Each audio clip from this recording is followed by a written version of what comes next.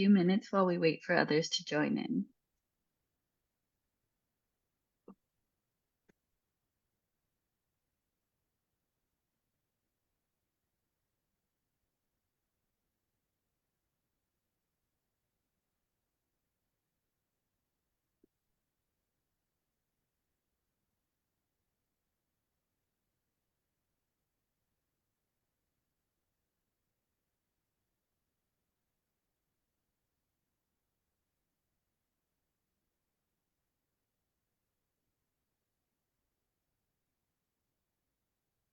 Okay, hello everyone, and welcome to today's virtual tour of the Timken Museum.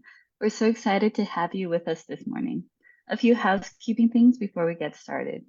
Please keep yourselves muted throughout today's presentation. If you have any questions, please feel free to use the Zoom chat function by clicking the button at the bottom of your screen that says chat in order to type your question, and we'd be happy to address any questions or comments at the end of today's tour. If you're joining us over Facebook Live, welcome to you as well. You can always ask any questions you may have using the comment section on Facebook, and we'll be monitoring those comments and answering those questions at the end of the tour as well.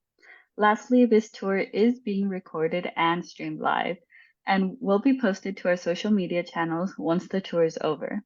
If you would like to rewatch this tour or watch other tours put on by the Timken Museum previously, please check out our Facebook page to find those.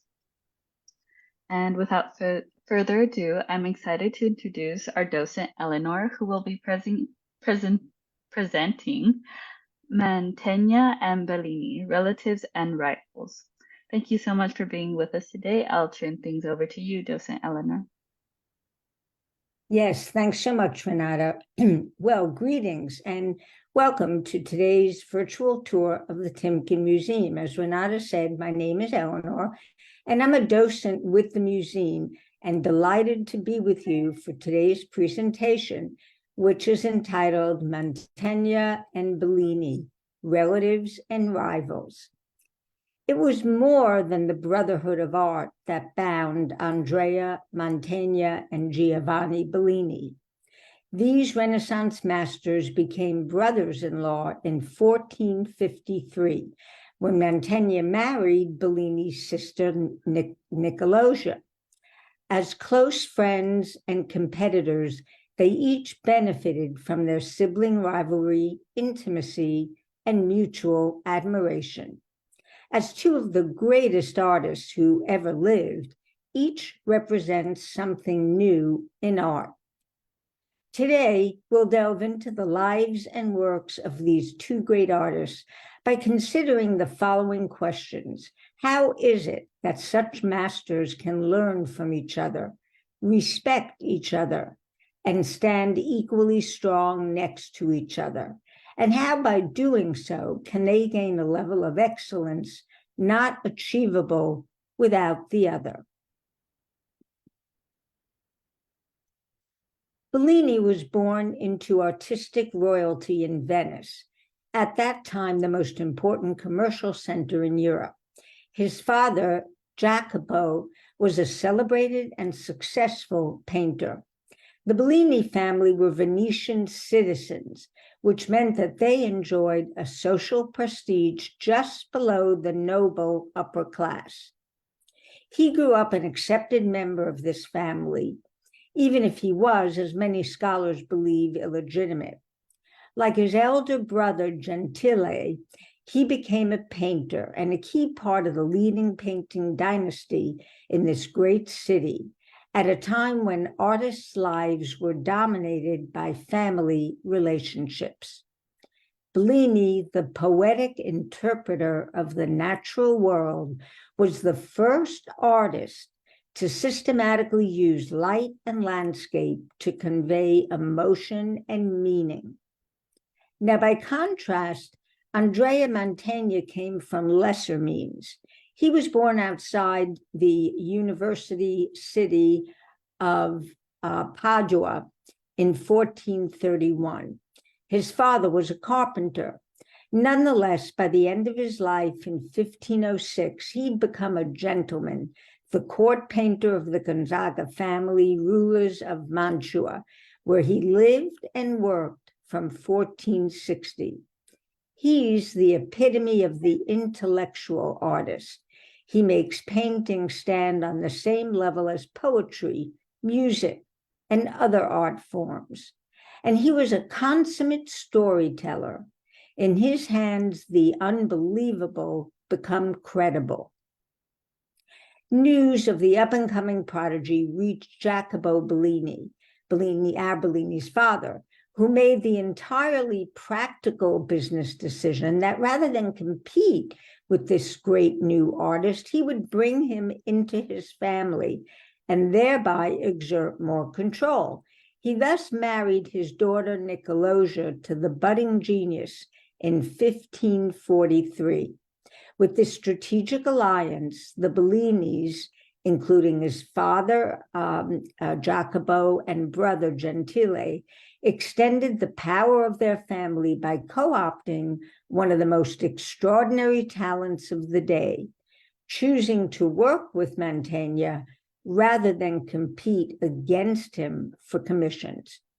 So this connection is as much about family as it is about rivalry, and differences as much as it's about similarity.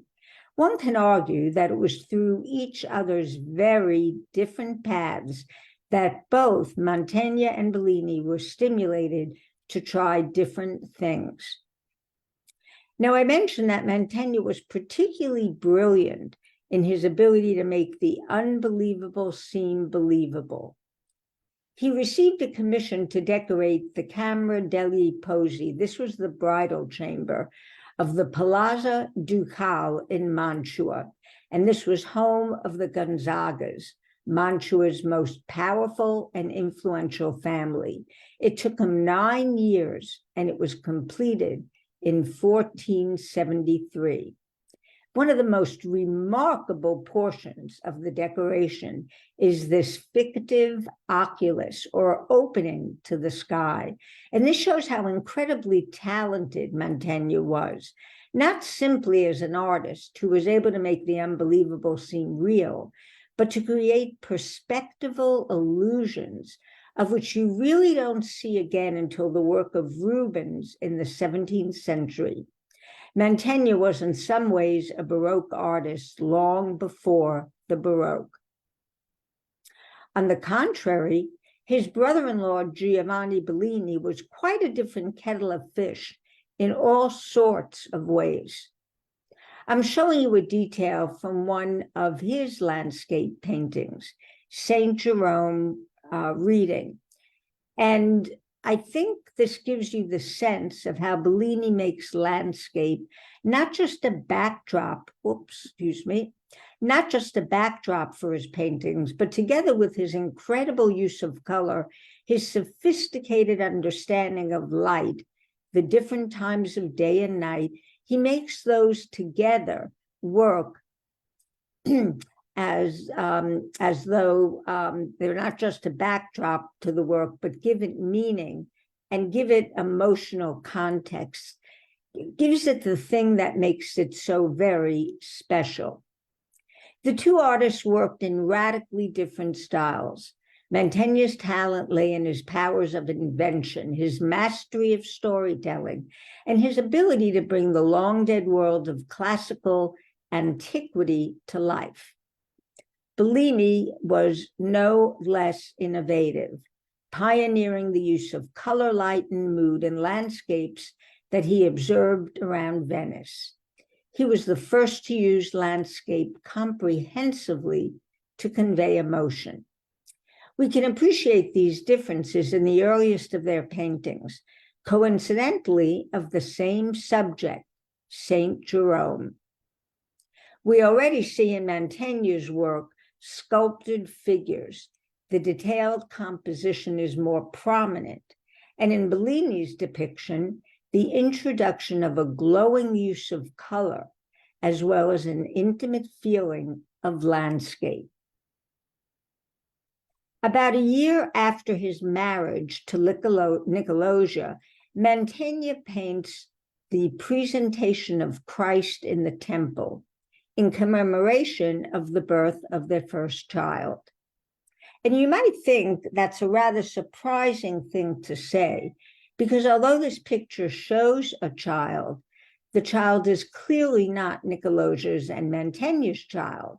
The child is the Christ child, and he's being presented by his mother Mary and her husband Joseph to the high priest Simeon in the temple. It's an episode which we know from the New Testament takes place just before Christ's circumcision. You can sense some of the agitation, I think, of the young virgin, the young mother, in that she's not quite sure whether to hand her child over because she knows what's going to happen. And some people see this episode as premonition of what's going to happen to Christ, his ultimate sacrifice on the cross. So notice the two figures, one each on the far right and left, who appear to play no part in the scene, looking rather to the left, not directly at us, wearing 15th century dress, rather than the biblical attire of the other people. Quite likely, these two figures are Mantegna and his wife, Bellini's sister, Nicolosia. This is further supported by the fact that all the other figures are depicted with an aureola indicating their status as sacred figures. Mantegna uses his favorite technique of trompe-l'oeil to make Mary's arm and the cushion on which the Christ child rests appear to thrust out of the painting. This serves to emphasize the space and depth behind the group, as well as bringing the child into the viewer space. Here we can also see a more subtle example of Mantegna's skill with perspective and foreshortening, as the infant Christ is seen at an angle, leaning towards the background. The painting certainly seems to have been considered a picture of marriage and family, because Giovanni Bellini makes his own version of this composition. And we know from technical studies that Bellini starts with a tracing of Mantegna's central figures.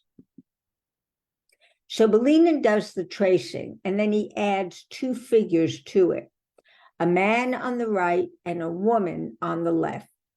Most likely, the man at the far right is Bellini, standing next to Mantegna.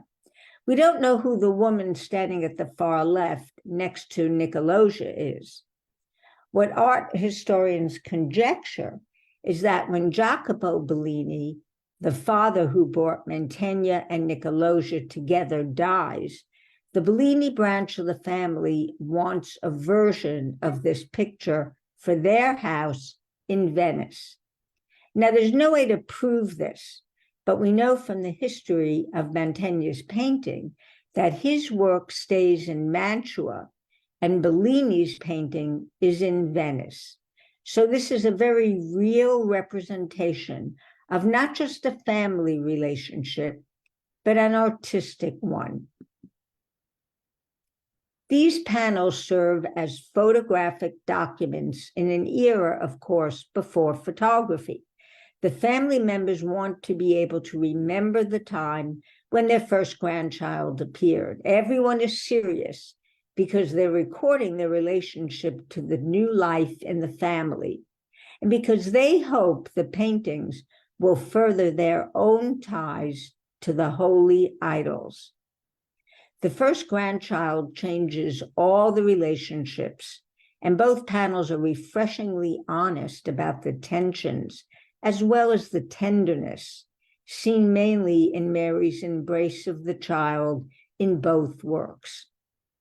Mantegna's depiction on the left is crisper, more intricate, with harsher outlines and swaddling clothes that look like architectural elements. He gives the characters sculpted shapes, as if they were high relief more than portraits.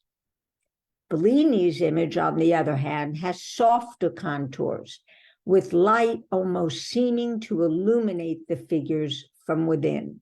The whole event appears gentler in Bellini's version as a consequence. In a word, Mantegna was epic and Bellini was lyrical. While Bellini and Mantegna spent only between 1543 and 1560 together, their influence on each other extended throughout their lives. Bellini, in his work, The Descent of Christ into Limbo from 1475, again used Mantegna as a springboard for his composition. The engraving by Mantegna deals with the moment when Christ descends into the realm of death between his burial and his resurrection. It's not mentioned in the gospel, but it was a well-known subject in the 15th century, and it fascinated Mantegna. He made numerous drawings of this theme, resulting in an engraving and paintings. Over one of these drawings, Bellini painted his own version. Yet even though he does so, he uses the drawing with the utmost respect, and by use of his own light and painting skills, makes it his own. Mantegna was known to be careful with his copyright. He nevertheless allowed Bellini to use his drawing because he saw this as a sign of honor and admiration for his work. Returning to early in their careers, Mantegna and Bellini both did paintings depicting the agony in the garden. This is the subject of Christ's life when he's praying in the Garden of Gethsemane, waiting for Judas Iscariot and the Roman soldiers to come and take him away to his trial, and subsequently, we know, to his execution. So it's the only moment of peace, quiet, and reflection that Christ has before these terrible, traumatic events. Here we see Christ praying before a group of cherubs who hold up the instruments of his torture and death. His disciple Judas, who's betrayed him, leads a large band of soldiers down from Jerusalem to arrest him. The dead tree and vulture remind us of Christ's impending sacrifice. The composition is fluid and dramatic, with Mantegna's observation of the rocks acting almost like an architectural platform, a sweeping stage for the central importance of the subject, Christ. Mantegna indulges his interest in the sculpture and architecture of antiquity, as well as his love of painting stone and rocks forms. He contrasts the warm, red, gently eroded rocks in the foreground with the improbably conical, craggy mountains in the distance. Christ's ringlets look like finely chiseled stone. The cherub's leg muscles are defined in such detail that they seem too weighty to be carried by a cloud. Rather than angelic apparitions, they reflect the work of Mantegna's contemporary, the Florentine sculptor Donatello. And let's look a bit closer at the three disciples, Peter, James, and John, who were meant to be keeping watch, but have fallen asleep. They look like statues of Roman emperors and togas, and they're astonishing in terms of their perspectival position. Notice Mantegna's use of foreshortening. The device to have something at the front of the painting seem as if it's coming at you. It's really difficult to do, and Mantegna is the first person in the Western tradition since antiquity, as far as we know, to master this. So the painting shows what he's absolutely brilliant at. Within 5 years of Mantegna's work, Bellini takes on the same subject, including the same figures.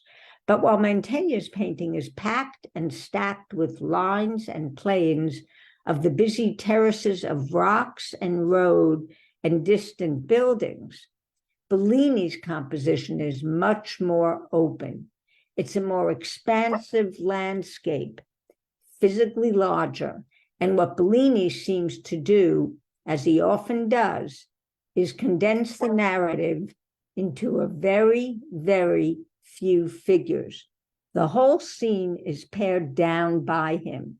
There's less detail, less architecture, and the figures of Judas and his followers, as well as the one cherub, are merely suggestions in the distance.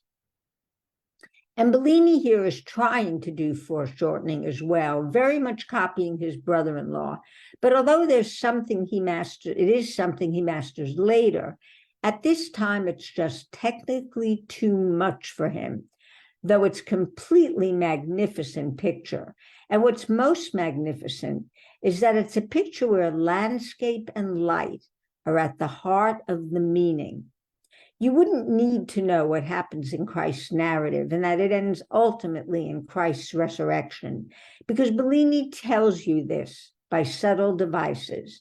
Particularly, I think, the light of dawn, which is just breaking through the clouds in the background, peppering and coloring the edges of them in that wonderful dawn sky rising above the hills in the background. It's a very realistic depiction of dawn, and it's a very subtle evocation of the fact that though Christ has many immediate traumas ahead, ultimately everything is going to be all right. So Bellini is someone for whom landscape is very important.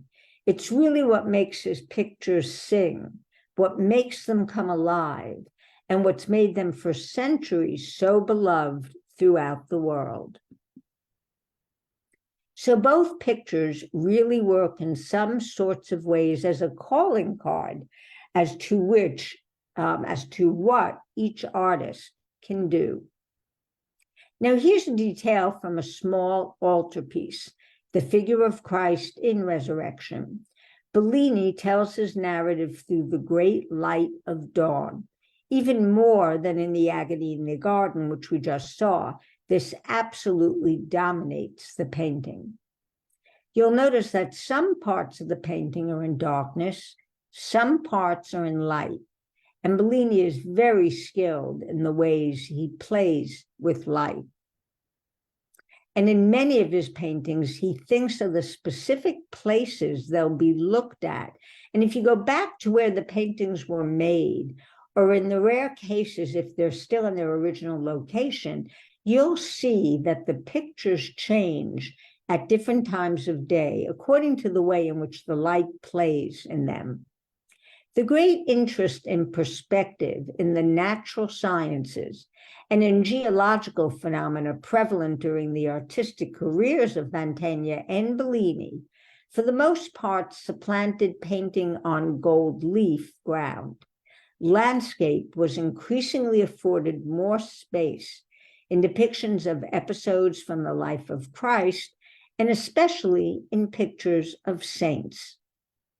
Often the landscape reflects something of the represented events, such as the atmosphere of the morning in the resurrection, or illustrates the context, such as in the striking cave of the hermit St. Jerome.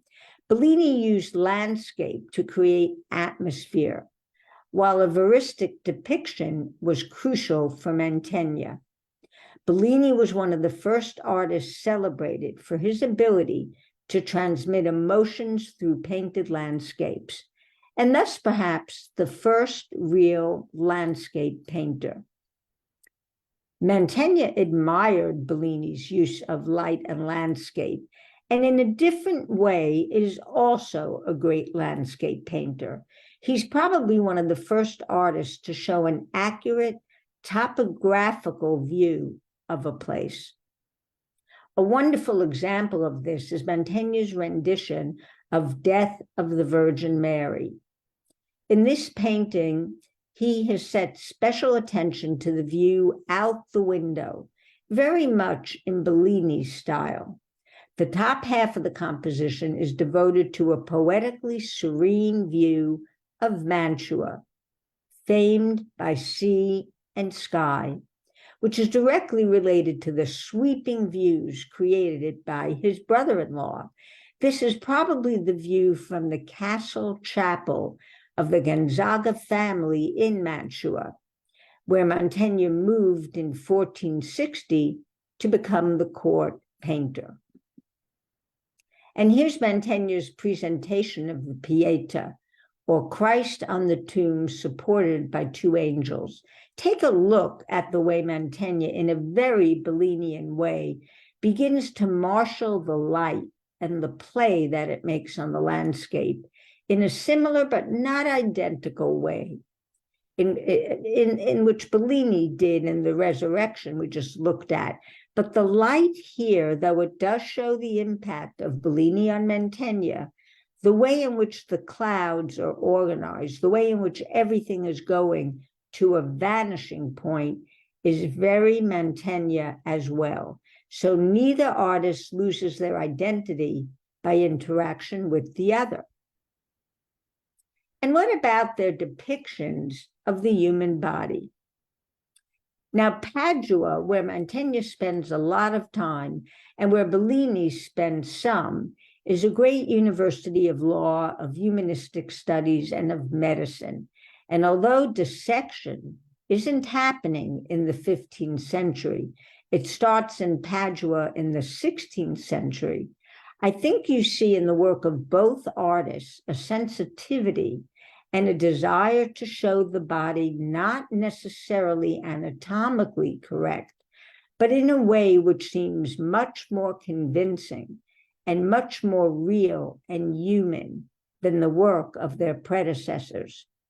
This is particularly striking in the work of Bellini on the right-hand side, because it's against a gold background, which is, of course, the way in which many artists had worked for centuries on panel or canvas before this point.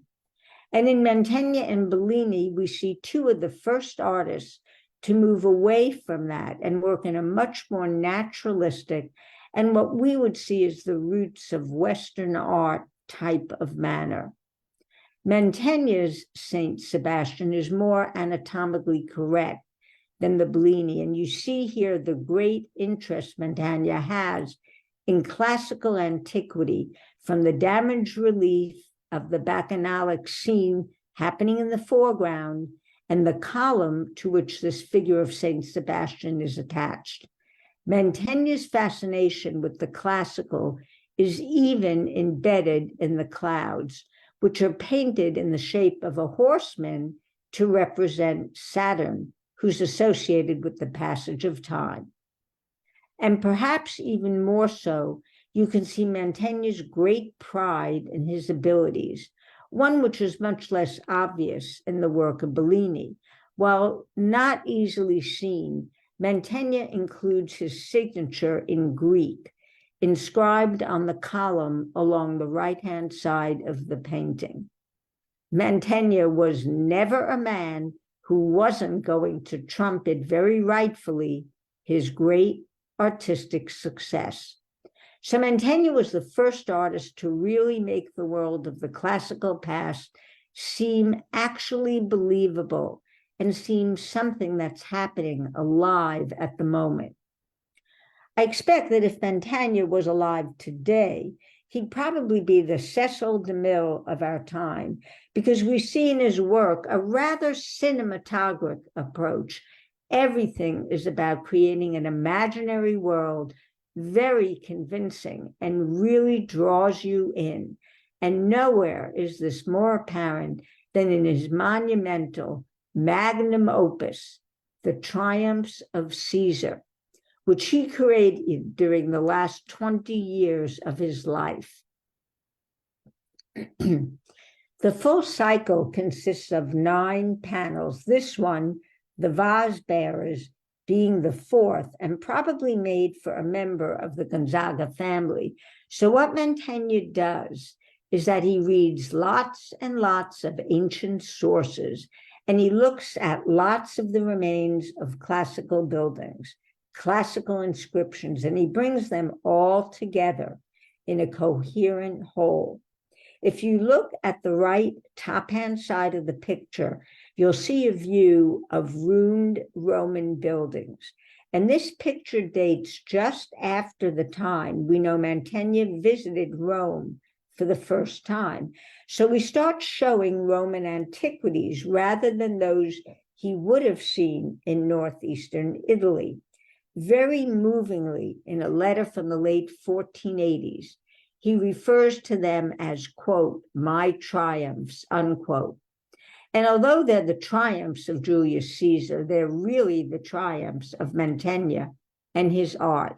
It's a wonderful picture and just the sort of work for which Mantegna is most famed, and which succeeding artists, for example, Rubens and others, would look to as what you should be aiming for in your artistic production.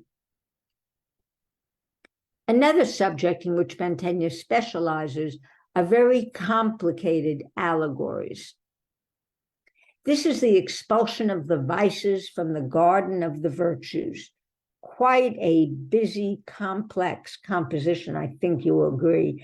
And this was a painting made for his last most significant patron, Isabella d'Este, who came to Mantua in 1490 as the 16-year-old bride of the Marquess. Many of you may have heard of Isabel. She was the Renaissance woman of her time. Unlike Nicolosia, Bellini, and unlike most women in 15th century Italy, she had the benefit of a very wide-ranging and erudite education. She knew classical languages, very interested in music. She knew many foreign modern languages as well, and was fascinated by the worlds of history and literature. She was also, as clear from her correspondence, one of the most determined people who lived in the 15th and 16th century. She was possibly one of the most determined ever. She never gave up, and she was desperate for a lot of artists to work for her. And the one who had to work hardest for her was Mantegna as court painter, who painted this work. And while no contract exists for this painting, correspondence informs us of the compromise required between the strong-willed Isabella, who had some definite ideas about its illustration already planned, and Mantegna, who wasn't used to taking direction. So here we have Mantegna, the consummate storyteller, magical in making this totally made-up subject seem convincing. On the left of the picture, we have the Greek goddess of wisdom, Pallas Athena, who is known to the Romans as Minerva, spear in hand as she rushes towards and drives away the various malformed, monstrous vices in order to reestablish the reign and rule of virtue, who we see imprisoned in the olive tree on the far left. It's a wonderfully complex work and exactly what Isabella wanted for her studio, where she kept these types of paintings and which were intended for her own enjoyment, really, for many, many years. But what Isabella also wanted were pictures by other artists to be seen in conjunction with Mantegna's works. And she wanted a work by Mantegna's brother-in-law, Giovanni Bellini. So there's a fascinating correspondence between her and her agents in Venice, saying more than anything else, she wants Bellini. And what he's reported to have said is he doesn't want to be seen doing something that his brother-in-law Mantegna would do out of respect and honor for Mantegna. So some scholars have interpreted this to mean that Bellini really couldn't do this type of painting. And it's clear that he didn't want to do it for Isabella, because finally, begrudgingly, he sends her a painting, but it's a nativity, the type of holy conversation in a landscape in which he specialized and felt very comfortable. And while it's not the type of picture she wants, Isabella has no choice but to accept it, because she really wants a work by Bellini. Sadly, this work has disappeared. Bellini, meanwhile, shows that he certainly can do the type of painting Isabella wanted, and we see it in his Feast of the Gods, which he made not for Isabella, but for her brother Alfonso in Ferrara. And Feast of the Gods shows that Bellini really could do this subject matter, but it's curious that he doesn't start doing it until Mantegna dies before him. And so I think you can interpret Bellini's phrase of respect as not being terrified by Mantegna's example, but by really understanding what they both did and that they both were really going to stand their separate ground because they wanted to help each other and not get in each other's way. This work shows Bellini's great genius as a painter of this type of subject, the subject which he's often not thought to have been able to do. The work really gives the lie to that. I want to close by talking about this pair of paintings. The one on top is called The Introduction of the Cult of Cybele at Rome. It's a painting by Mantegna of a historical or mythological historical subject of such obscurity that it's believed no other painter ever tried to do it. And the one below is by Bellini of The Continents of Scipio, a much less obscure historical subject in the 15th and 16th centuries. So why am I showing these two pictures together? Mantegna's on top was left in his studio when he died in 1506. It was a commission for a Venetian family, and it was meant to be one of 4 pictures that was going to decorate their palace. The picture is finished, but the commission is left incomplete. It's an absolute example of what was called the Paragon debate, or the comparison between paintings and sculpture, something which dominated artistic production in the 16th century. And Mantegna is showing here, by showing the hard stone behind the relief carving, that he can do something in painting which a sculptor would find impossible to do with stone. I said that Mantegna died leaving this and the rest of the commission unfinished. Well, Mantegna had sons who were painters, but tellingly, it's to his Venetian brother-in-law that they turn to complete this commission. Giovanni Bellini's Continents of Scipio, which is in the National Gallery in Washington, was painted as a pendant for Mantegna's work, but 2 other intended paintings were never produced. Bellini's painting is in some ways in the spirit of Mantegna's. It's trying to show it as if it's a painter trying to do better than a sculptor. But you can also see that Bellini isn't so interested in the relationship between the stone and the foreground. He's interested in creating something which looks very harmonious and where the impact is concentrated on the figures in the foreground. So once again, they're similar, but very different works. So, who is the better artist?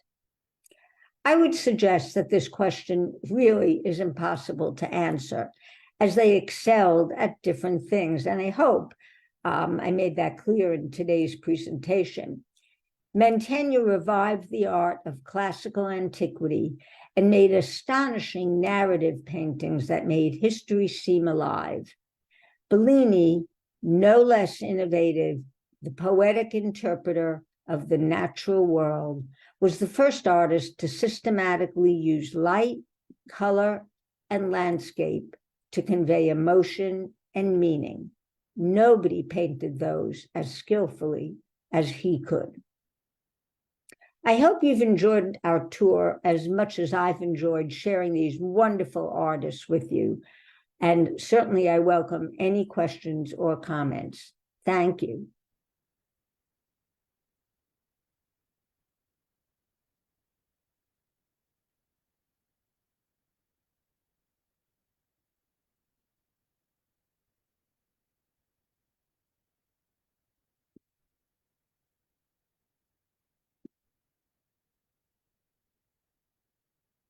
Oh, I have a regards, thank you from Milan. That's wonderful.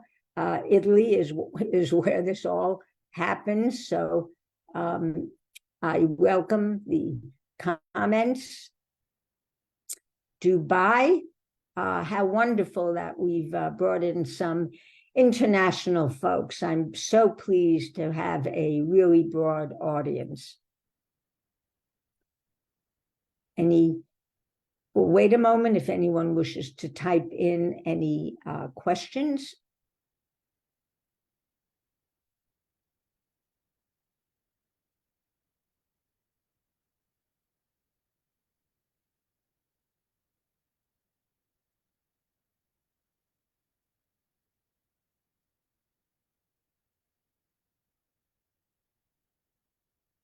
All right, I think doesn't look like there are any other questions. So thank you all so much from attending today's webinar and virtual tour. And do come back often. We so much enjoy sharing these wonderful works of art with you.